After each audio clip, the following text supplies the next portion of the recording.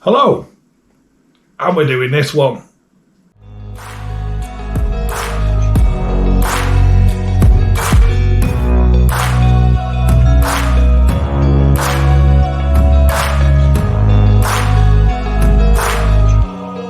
Way back a year ago. Hello, welcome back to the channel, and today we've got the Northern Monk Faith and Boozers. This is their best bitter, pork scratching best bitter, coming in at 5%. Faith and Boozers, you're probably thinking, well, if you've seen the last video on the what was Scampy one, you know what I'm doing here. I'm having a bitter. This is Marbles Manchester Bitter, and I'm enjoying it with the pork scratching, the pub snack, the pork scratching, Mr. Porky's, Mrs. B's joined me. So what we're having, a couple of pork scratchings, we're having a drink of the bitter, just to try and get the experience and get the palate on it. That's a lovely bitter. And just seeing, what that tastes like. And whilst I'm doing that, I'll just read out what Faith and Boozers actually is. So they've released these new beers into the pubs inspired by some of the most popular pub snacks in the UK to launch Faith and Boozers. The beers will be available at 22 pubs across the country. Full list is on their website, with all the profits from the beers being passed to the bars. There'll be a scampi, there'll be the pork scratching, and there's also a dry roasted peanut stout. The beers were initially announced as an April Fool's, but the idea just basically went on and they got the Faith and Boozers campaign going. The ultimate pub snack is one of our favourite topics around the brewery. We even ran a tournament on our Instagram to see what other people think and try and settle the debate. Pretzel pieces won. So it's not these three, but something else won. To me, I think, I don't know, all three of them are fantastic, them snacks. Pork scratching does go well with that bitter, doesn't it? Yeah, it does, yeah. And the scampi did go well with the Marbles Pale Ale, which is the metric or the pint if you have it in the pub.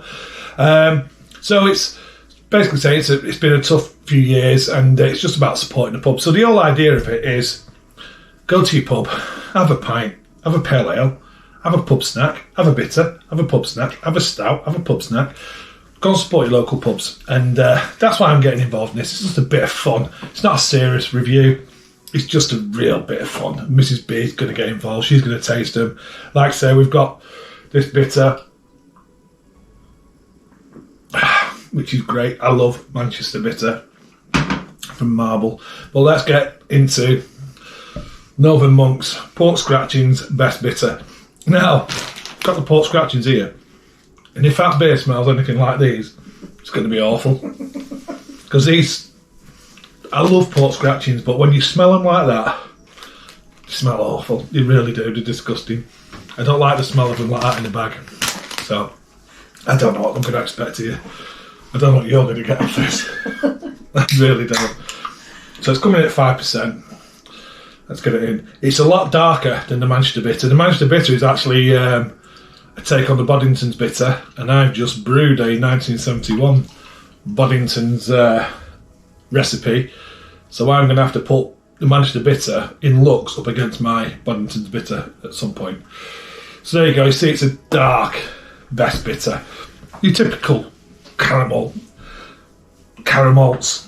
looking bitter. So, aroma, please don't smell like that.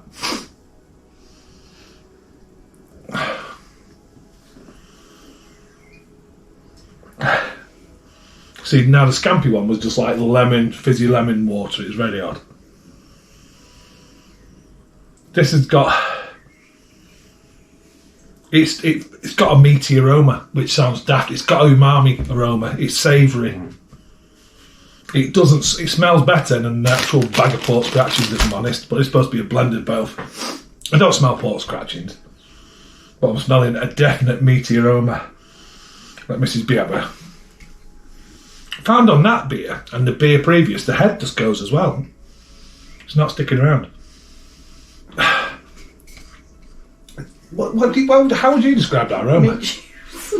Mint. Meat juice. Meat juice. Yeah. Oh. Isn't it? It's like a Sunday dinner. Yeah, it's weird. I suppose when you think of it like that, you think of roast pork or roast beef or something. It's umami, savoury. It's also, to me, I don't know if you're going to pick up on that, there's a little plasters, and I can't work out, there's a bit of a medicinal, like a Band-Aid plaster. But it's all fun. I'm not judging it. I just want you to support your pubs. That's what I want you to do. Go and have a bit of fun. Go and buy some beer. Go and have a bar snack. Okay, cheers. It's carbonated, which takes a lot of the flavour away. But the flavour is reminiscent of the aroma. It's umami, it's savoury. It's got a bit of an oily feel to it. A bit slick, a bit like a slickness to it. But it's fun. I'm not going to, it's fun. It's a gimmick beer. It's a fun beer. It's fun to do these reviews. Is it as good as a pint of bitter and a port scratching? No, it's not. But if it's going to get people to go in a pub and buy a pint and have a snack, then it's fantastic to me, because that's the point of pubs. It's just very strange. It does remind me slightly of years ago, homebrew kits used to have this sort of taste, and it's not something that you go in session, but all it is, it's a gimmick. It's to get you out there, and good on Northern Monk for doing so. Yeah, what do you think of the taste of that? No, I don't like. But it's not about liking, is it? It's about having fun. It's funny. Yeah, it's funny. Yeah, it's funny. It's funny, and it does get the message out there. Yeah, it's a gimmick. So that's all it is. It's a bit of fun in it, and for you to be tasting these is funny anyway. For me to look at your face tasting them, so I don't mind that. Watching a face taste these beers is just fantastic, because it's totally out of a comfort zone. It's not a steady rolling man. It's not that, and that's Mrs. B's go-to for the craft beer. Or it's not a cherry beer, the Sam Smith cherry beers, or the Le Choufs and stuff. It's a bit of fun. Anyway, I haven't read anything on the can, have I? It just says again, Faith and Booze is a tribute to the great taste of the pub. Limited edition beer. So once you've had it, get yourself down to your local for a proper pint and a bag of scratchings. They even say themselves, go and get a proper pint and a bag of scratchings. You know it's a bit of fun. What's in there? Well, I'm struggling to read it, but I think it says water, malted barley, wheat, oats, hops, yeast flavourings. So it's like they've got that umami, that meaty flavour from like a Marmite. I suppose that's the closest thing to it, isn't it? Marmite. Yeah. Marmite in a glass. It's probably the closest thing to it. Either love it or hate it. I'm just doing it for fun. Okay. Thanks for watching. Cheers. And I'll see you on the next one. I've been dreaming on in my head like I've seen it. A life worth living is a life with meaning. I'll do what I love till my heart stops beating.